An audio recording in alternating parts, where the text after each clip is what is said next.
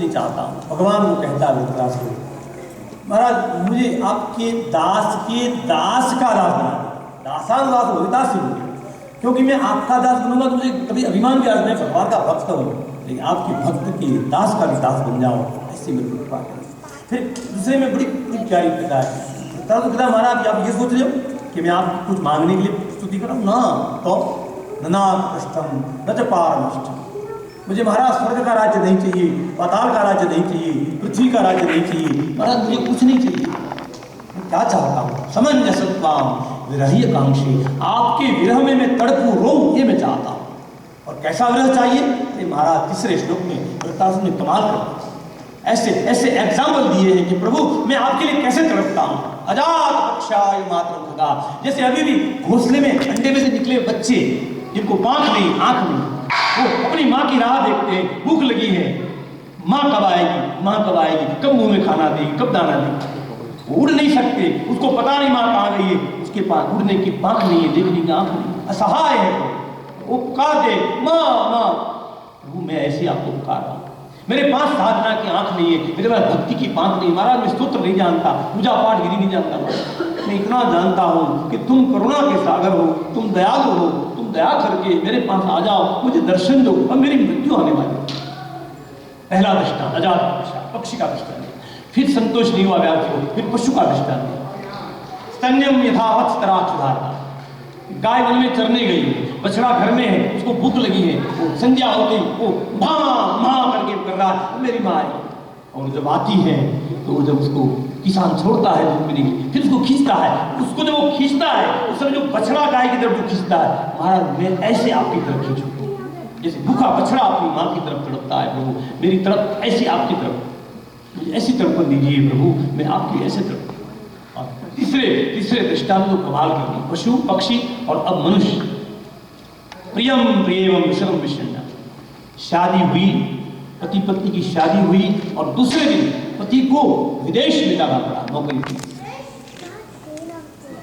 Company से agreement है कि 4 साल तक 5 साल तक आ नहीं सकता। फिर वो पत्नी रोज सुबह उठती है, पति को याद करती है कि अब उठ गए होंगे, अब वो शावर ले रहे होंगे, अब वो नाश्ता कर रहे होंगे, अब गाड़ी में बैठे होंगे, अब काम पे गए होंगे, अब वहाँ ऐसा कर रहे होंगे, अब दोपहर में टिफिन खोल के खा रहे होंगे, शाम को वापस आए होंगे। सारे दिन उसको अपने पति की चिंतन करती, प्रियम प्रियम विषतम विषण्णा। और जब वो 4 साल 5 साल पूरा होता है, उसको पता लगता है कि ये तारीख को इतने बजे की फ्लाइट से पति आ रहा है और उसको लेने के लिए लोग एयरपोर्ट जाते हैं। सबके मन में भाव, माँ भाई सब बड़े तड़पते हैं अपने बेटे को, भाई को मिलने के लिए, लेकिन सबसे ज्यादा तड़पन, सबसे ज्यादा प्रतीक्षा, सबसे ज्यादा जिज्ञासा उस स्त्री को होती है जो इतने साल से अकेली रह रही थी। और वो प्रतीक्षा मिलने के बाद आनंद आता है, उसका वर्णन करने के लिए कोई कवि की कलम काम नहीं कर सकती, उसके लिए तो विरहणी पत्नी बनना पड़ेगा। तब पता लगेगा कि प्रियतम की राह में रोने से प्रियतम की राह देखकर क्या वेदना होती है, और मिलने के बाद क्या आनंद होता है। तो वृत्रासुर वो तड़प मानता है, महाराज मैं ऐसे तड़पू आपके लिए, कोई प्रीतम आपके प्रीतम के लिए तड़पती। अरे महाराज आप कल्पना करो, ये राक्षस है, इसकी बुद्धि को धन्यवाद देना चाहिए। इतने बड़े बड़े दृष्टांत, ऐसे दृष्टांत दिए महाराज। आज हम भक्ति करते हैं, हमारी भक्ति वृत्रासुर की भक्ति में कितना अंतर है। हम भक्ति करते हैं, अगर माला ठीक है तो करी, तो नहीं करी, आज काम है तो छोड़ दिया, अब मंदिर गए नहीं गए, आज पूजा की नहीं की। तड़पन ऐसी होनी चाहिए। एक बार रामकृष्ण परमहंस को किसी युवा ने पूछा कि बाबा मुझे भगवान देखना है, आप दिखा सकते? बोले हाँ जरूर दिखा सकता हूँ, चलो कल मेरे साथ सुबह नहाने के लिए दिखा दो। श्री रामकृष्ण परमहंस उस युवान को लेकर नदी पर गए, दोनों नहाने के लिए डुबकी लगाए। रामकृष्ण ने उसके माथे को पकड़ लिया, पानी में से कस के पकड़ा, मुंह कर एकदम घबराया और बाहर निकल, महाराज मारना चाहते हो क्या? संतों कैसा करते हो? बोले नहीं नहीं भैया, मैं तुम्हारे क्वेश्चन का आंसर दे रहा हूँ, प्रश्न का उत्तर। बोले महाराज कोई तरीका है उत्तर देने का? अभी मर जाता मैं। क्यों? बोले मर जाता, क्या तकलीफ थी अंदर? बोले महाराज अंदर हवा नहीं मिल रही थी, बस तू जैसे पानी में हवा के लिए तड़प रहा था, ऐसे प्रभु के लिए तड़पेगा तो प्रभु तुझे जरूर दर्शन देगा। ये तड़पन हमारे लिए प्रकट हो, ये वृत्रासुर कहता है हमें ऐसी तड़पना। अंत में कहा ममोत्तम श्लोक, महाराज अगर मेरा मृत्यु हो रहा है, मुझे मोक्ष मिल जाए कोई बात नहीं, उसकी भी मुझे अपेक्षा है, अगर मुझे कोई जन्म देना है तो ऐसे घर में जन्म देना महाराज, जहाँ संत आते हो, जहाँ भक्ति होती हो, जहाँ भगवान का मंदिर हो, उत्कृष्ट अच्छे लोगों का सत्संग मिले, भगवान का चरित्र मिले, भगवान का चरणामृत मिले, भगवान का मुझे प्रसाद मिले, ये मैं चाहता हूँ। चलाओ अपने वज्र को। इंद्र ने वज्र चलाया, देखते देखते धृतराष्ट्र के शरीर पर वज्र का प्रहार हुआ और दिव्य तेज निकल के महातेज में विलीन हो गया। सुखदेव जी को परीक्षित ने कहा, महाराज ये बड़ी गजब बात है, ये ऐसा राक्षस, तो उसको इतनी अच्छी बुद्धि? बोले हाँ, क्यों? बोले ये राक्षस नहीं था, तो ये चित्रकेतु नाम का राजा था। उस जन्म में इसकी बहुत रानियां थी, कोई संतान नहीं थी, और कृतज्ञति नाम की रानी से उसको बेटा हुआ, लेकिन दूसरी रानियों को ईर्ष्या हुई, अरे इसका मान बढ़ जाएगा, हमारा नहीं रहेगा। उन्होंने मिलकर जहर देकर बच्चे को मार दिया। लोग कहते समय बहुत खराब आ गया। नहीं महाराज, समय ऐसा ही था, पहले ऐसे ही होता था, लेकिन पेपर नहीं थे और मीडिया नहीं था, इलेक्ट्रॉनिक टीवी में मालूम नहीं पड़ता, बाकी होता उस समय भी था। द्रौपदी की चिर नहीं खींचे गए थे क्या? रावण उठा के नहीं लेगा सीता जी को? किडनैपिंग तब भी होती थी, वस्त्रण तब भी होता था, सब चीज पहले होती थी, लेकिन इतना उसका प्रचार नहीं हो पाता। तो समय कभी बदलता नहीं है, मानवीय प्रकृति ऐसी रहती है। उस स्थिति में अपने को कैसे बचाना, ये हमें देखना है। तो चित्रकेतु की पुत्र का जब मृत्यु हो गया तो बहुत रोने लगे, सरपुट के रोने। तब उसे नारद जी महाराज आए और अंगिरा नाम के ऋषि आए, कहा चित्रकेतु शांत हो जाओ, शांत हो जाओ, शांत हो जाओ। देखो चित्रकेतु, संसार में कोई मरता ही नहीं है, आत्मा हमारे पूरा ज्ञान सुना है, उसकी असर होगी। चित्रकेतु समझ गया, ठीक है बात, मैं नहीं रोक। क्यों? क्योंकि ये संत लोग उस चीज को अपने जीवन में उतार चुके थे। एक महात्मा जी गांव में कथा करने आए, 1 महीना कथा की, बहुत लोगों को आनंद आया। फिर महात्मा जी ने अपना आश्रम चले गए। कथा के दौरान गांव के सरपंच का 22 साल का युवान लड़का मर गया। तो महात्मा ने कहा, अरे सरपंच क्यों रोते हो, ये तो आत्मा हमारे, वो कुछ मरता नहीं है, चुप मत करो, चुप हो जाओ। बेचारा सरपंच चुप हो गया। अब 1 महीने बाद वो सरपंच और पूरे गांव के लोग उस महात्मा के आश्रम में गए, तो देखा महात्मा जी आंगन में माथा पकड़ रो रहे। ओ बोले, क्यों, क्या हो गया महाराज, आप रो रहे? बोले मेरी बकरी मर गई। अरे महाराज, हमारा लड़का मर गया, तुम कह रहे हो आत्मा हमारे बकरी? अरे भैया, लड़का तेरा था, बकरी मेरी थी, रोज धो के चाय बनाता। तो ये ज्ञान नहीं लगता है, जब अपने रट्टाई व्यक्ति अपने में उतार के कहेंगे, तब हमारे कबीर साहब ने बड़ी अच्छी बात कही, कहता है करता नहीं, अरे मुख का बड़ा लबार, काला मुख ले जाएगा साहिब के दरबार। कथाकारों के लिए कहा है कबीर साहब ने कि दुनिया को दे देता है, अगर अपने में नहीं उतारता है वो तो मूर्ख है, लबाड़ है, काला मुख ले जाएगा साहिब के दरबार। चित्रकेतु के शोक की निवृत्ति की, उस जीव से इनका मुलाकात करा दिया। तो जैसे जीव को प्रकट किया तो ये चित्रकेतु, बेटा, जीव खबरदार, बेटा बेटा बोला। अरे कितने बार तू मेरा बेटा हुआ, कई बार मैं तेरा बेटा हुआ, जो संसार है कौन किसका बेटा, बेटा बेटा बोल रहा है, चुप।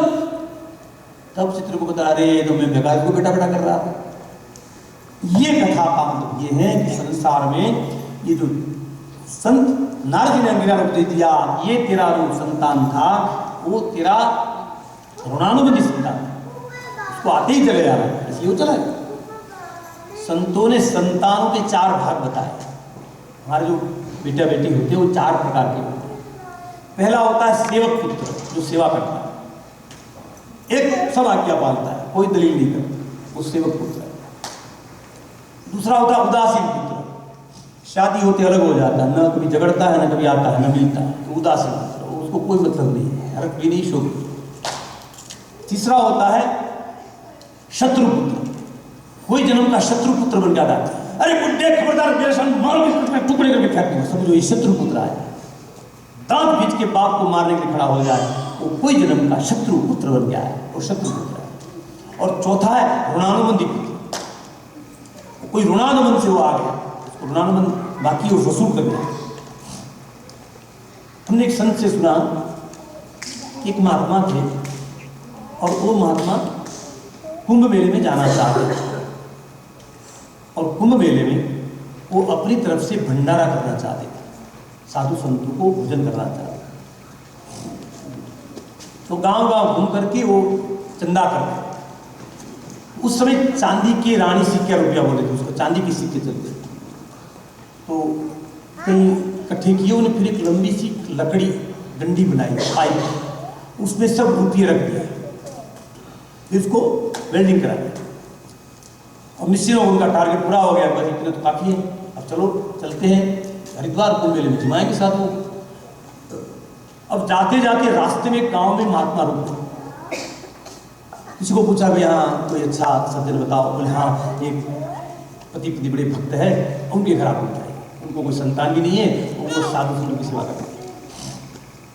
तो रुक गए, लेकिन क्या था कि महात्मा जी जरा ज़्यादा उनको डंडे का ख्याल रखते, नहीं छोड़ते नहीं, साथ में रखते। तो रात को जब सो गए तो वो गृहस्थी यजमान की पत्नी अपने पति को कहती है, सुनते हो जी क्या? बोलिए महाराज की लकड़ी में कुछ है। अरे पागल चुप सो जाओ, लकड़ी है तो उसकी पूजा हमको क्या, देखने में क्या आ जाए, चेक तो करते क्या है। ये माताओं का स्वभाव होता है जिज्ञासा, इसमें क्या। मेहमान आते वो तो झोला रख के जाते वो भी चेक तो करते इसमें है क्या, भले ले कुछ भी नहीं लेकिन एक बार देख लेते हैं इसमें क्या है। तो वो लकड़ी को उठाया, उन्होंने एक रूम में चले गए और जोर से मारा डंडा, थोड़ी मारी तो डंडे से आगे का भाग निकल गया तो खड़न चांदी की शिक का ढेर हो गया। दोनों का आश्चर्य बढ़ गए, बड़े बड़े महाराज चालाक किसी क्या। तो वो पत्नी कहती, सुनो जी ये तो महात्मा की प्रसादी है, रख लेते हैं। देखो लोग लेने का भी बड़े अच्छे बहाने बनाते। हम लोग गुजरात में भारत में कथा करते थे गाँव में, तो हमारी टॉर्च अच्छी होती थी, कभी कोई चीज़ अच्छी होती थी, छतरी अच्छी होती। बोले बापू प्रसादी में आपको ने खबर नहीं है ना, बस 100 रुपया नहीं से लोग प्रसादी बहुत ले जाते हैं। तो उन्होंने वो लकड़ी के अंदर से निकले हुए सिक्कों के ऊपर वो बाई की नज़र बिगड़ गई, उसने भर के अपने डिब्बे में रख दी। वो पति कहता रहने, अरे क्या बोले नरक मिलेगा वो उसमें देखा जाएगा, अभी तो आनंद करने दो। इसने देखा नरक में कुछ नहीं होता। ये महात्मा को कहाँ बेटा बेटी, उसको अपनी कितनी चिंता है, आप शादी वादी में काम आ जाएगा। उसमें लकड़ी के अंदर उन्होंने लोहे के टुकड़े और पत्थर भर के ऐसे वेल्डिंग करके वो महात्मा के बदल दिया और सो गए। सुबह महात्मा उठे और निकले अपनी यात्रा में, हरिद्वार पहुंच गए। सब भाइयों को बुला, संतों को, हम आप भंडारा करेंगे, भोजन करेंगे। उसको पता है किसमें रुपये हैं, सबको दे देंगे। सारे समाज को बुलाया, साधुओं को खूब खिलाया पिलाया। और उस समय उसने उधार लेकर के दक्षिणा दी सबके, तो उसमें है ना दे देंगे। लेकिन जब महाराज रात को महात्मा जी ने वो तोड़ा, अंदर से पत्थर लोहा निकला। अरे महात्मा जी ने सब बोले अरे क्या हो, गजब हो गया, मैं लोगों को क्या मुंह दिखाऊं, लोगों को क्या करूँ। महात्मा जी घबरा गए। उन्होंने निर्णय कर लिया, रात में उठे, गंगा जी के तट पर गए, बड़ा पत्थर उठाया, छाती पर बांधा और गंगा जी में डूब के आत्महत्या कर ली। महाराज अपनी इज्जत बचाने के लिए महात्मा मर गया और मर करके उसके वहां बेटा बन के जन्म लिया, जहां वो लकड़ी का पैसा चुराया उनके बेटा बन के आया। खूब सुख सालार से को पढ़ाया लिखाया, पढ़ा किया। उतने में कोई ज्योतिषी आया, उसने बताया उस शेठ को, ये तुम्हारा ऋणानुबंधी पुत्र है, ये कर्जा लेने आया है, अब इसका थोड़ा ही कर्जा बाकी है, अगर इसकी शादी में धूमधाम से ज्यादा खर्च करोगे तो लड़का मर जाए। तो भाई साहब ने निश्चय कर लिया कि मैं किसी को बताऊंगा नहीं, शादी करूंगा नहीं, जब इतना खींचेगी। 25 साल का लड़का हो गया। पत्नी कहती सुनो जी अब बेटे की शादी करेंगे। वो कहता नहीं कभी क्या, अभी तो छोटा आनंद। पुरुष को ज्यादा चिंता नहीं रही, चाहे चिंता माताओं को होती, जल्दी शादी करो। माताओं का पद बढ़ जाता है ना, वो सास बन जाती है, यानी प्रमोशन था, सास बन जाती। लेकिन ये जरूर बात, पता नहीं क्यों भगवान ने क्या अद्भुत माया बनाई, इतनी माँ खुश होती शादी में। लड़के की माँ को आपको पूछना नहीं पड़ेगा, 2 फीट ऊंचे चले गए जमीन से शादी के बच्चे, उसका चेहरा 3 इंच चौड़ा हो जाएगा, हंसती रही हाँ जैसे कि हाँ। लेकिन शादी के 3 दिन बाद खुश हवा निकल जाएगी। वो सो रहेगी अंदर, उठेगी नहीं, वो बेचारी काम करेगी और जो भी बोलो नहीं तुम चुप रहो जी, तुम चुप रहो जी, हम करें।